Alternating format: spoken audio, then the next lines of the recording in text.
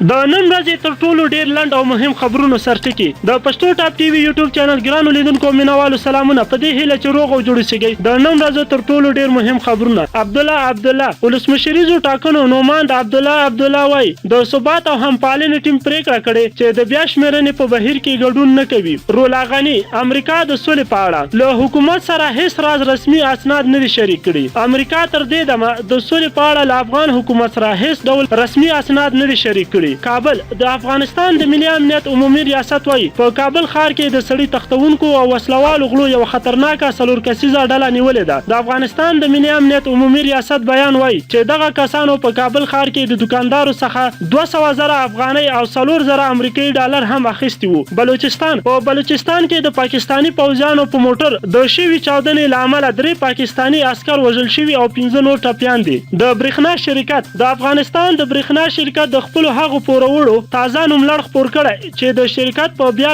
غوښتنه یې د پور پرې کولو څخه ډډه کړې ده. په دغه نوملړ کې د بلخ پخوانی والي عطا محمد نور هم شته دی. کابو 10 میلیونه افغانۍ د برېښنا شرکت پوروړی ده. ولسمشر غني یو ځل بیا ویلي چې هڅه کوي افغانستان د سیمې پر اقتصادي څلور لارې بدل کړي. له ارګ څخه خپاره شوې خبرپاڼه وایي ولسمشر غني ویلي سوله د افغانانو غوښتنه ده او د دولت مهم لومړیتوب دی او افغانستان هغه وخت پایداره سولې ته رسېدلی شي چې د دې پروسې مشري او مالکیت د افغانانو په لاس کې وي. د ټاکنو کمیسیون سره له دې چې په ټولو ولایتونو کې نن سهار د ځینو محلونو د رای بیا شمېرنه پیل شوه، خو د ډاکټر عبدالله په مشرۍ ټاکنیزې ډلې بیا د خپلو پلویانو انځورونه خپاره کړي چې د ټاکنو کمیسیون د کارونو مخه یې نیسي. دغه ټاکنیزې ډلې ویلي د ټاکنو کمیسیون د رایو د بیا شمېرنه په پیلولو سره بحران ته لار پرانیزي. برېټانیا په افغانستان کې د خپلو ځواکونو جنگي جنایتونه پټوي. برېټانیا په عراق او افغانستان کې د خپلو ځواکونو پر جنگي جنایتونو پرده غوړوي. د راپورونو له مخ د برېټانیا حکومت هڅه کوي هغه قضیې پټې کړي.